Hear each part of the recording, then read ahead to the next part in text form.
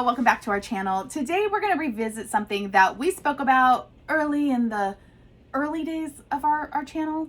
It was a long time ago. It might have been like our third video, I think. Maybe our fourth. I think I was still in my bathroom. Back in the days when we were filming at foot of beds, in bathrooms, in kitchens, wherever we could find good lighting. And this really deserves a second chance. Everybody is all about this. Hear about it on Book Talk. Everybody is loving a steamy love scene.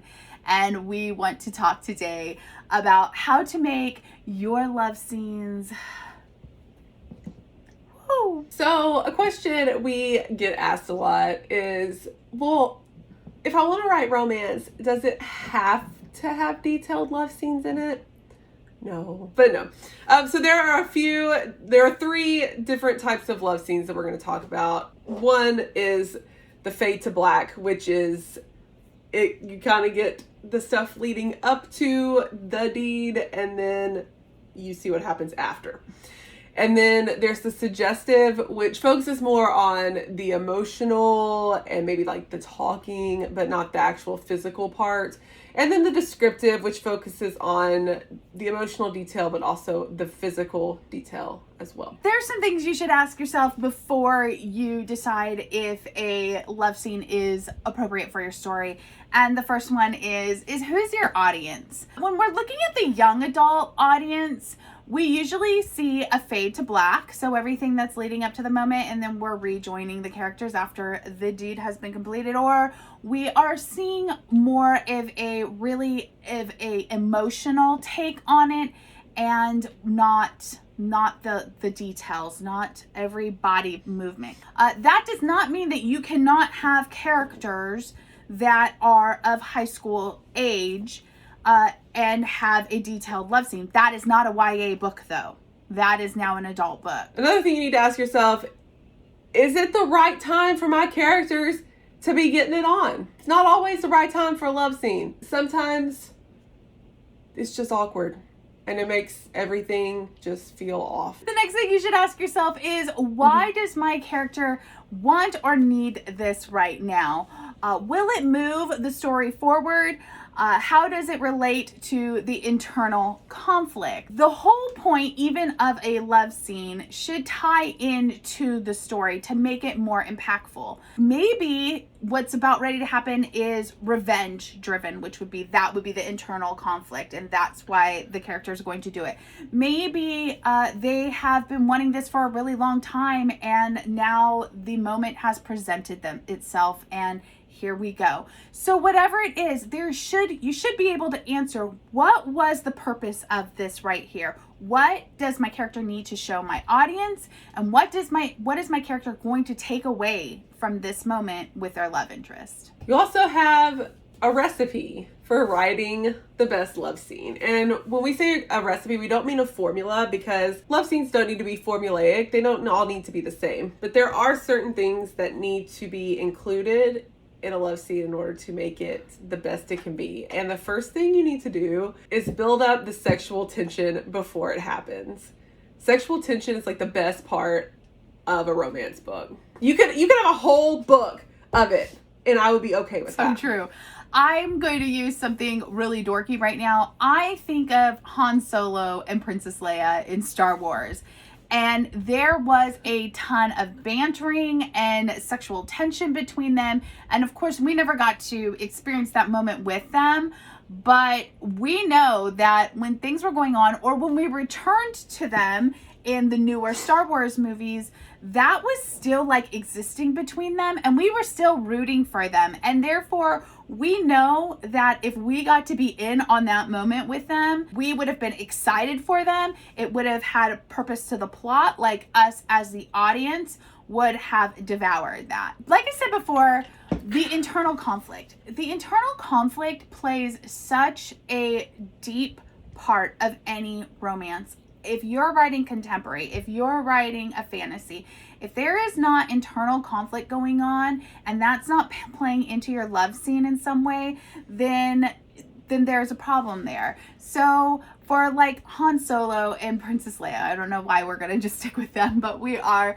There was definitely this, she's a princess and I'm a thief type of thing, and this kind of forbidden, should we, shouldn't we, and therefore that played really well into their love story, and it made people really, really excited to move along with them. Another thing you need to do, and this like goes for all of your writing, so it should also go for love scenes, engage all 5 senses in the moment, and definitely do that for kiss scenes as well.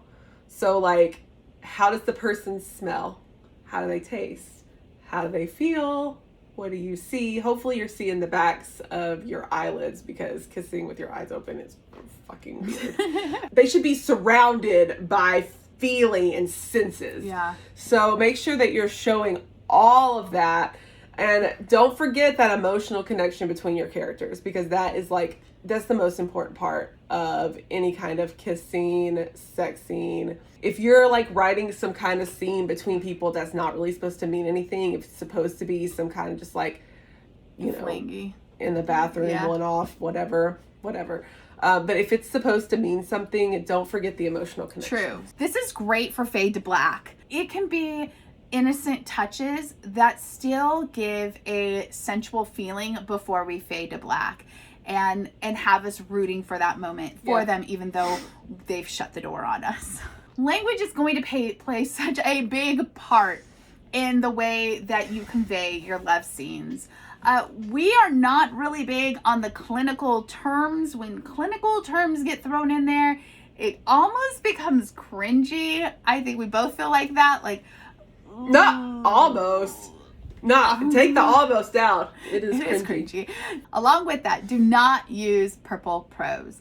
When you start using very flowery language, which really is like literally using flowers to describe things, it again becomes really cringy, and it pulls a reader out of the story and is like, what is going on here? Like, this is it's okay to drop something. I think especially in the emotional realm, you see a lot of things where we talk about the universe, the stars, the sun, the galaxy, like something where you're getting the idea of an explosive moment. I think that is fine. But again, coming back to the body parts, when things are petals and logs and logs. Let's not. You also want to write your love scenes responsibly. This is like one of our big mottos. Say it with me. Consent is sexy. We like to write it in. Say the words. Tell me that you want it. Whatever. Like whatever fits with the character. Like we will put it in the story, and we will write it and make it flow and make it sexy, because it is. Yeah, and it can be a physical consent. It can be nonverbal. We're totally down with that. It's just when we hear the words no or stop, no, we're out. Like that, those are such strong words in that moment, and we should not be playing around with that, because that leads to a clear non-consent of the moment. And that is a problem. Yeah. The last thing that you want to consider, and that is a great recipe, is the dialogue. Is dialogue necessary during this moment? Look, if you're writing a super, super steamy scene, I'm going to go with some dialogue is definitely needed. Like, it kind of helps spice it up.